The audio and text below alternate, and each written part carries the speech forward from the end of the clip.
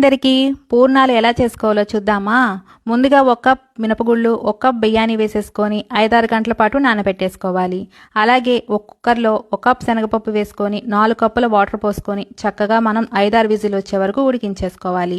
మెత్తగా ఇలా ఉడికిపోవాలండి. Excess water అంతా వడకట్టేసుకొని చక్కగా పప్పు గుత్తితో ఈ పప్పునంతా మెదుపుకొని అలాగే 1 కప్ బెల్లాన్ని వేసేసుకొని బాగా మిక్స్ చేసేసుకోవాలి.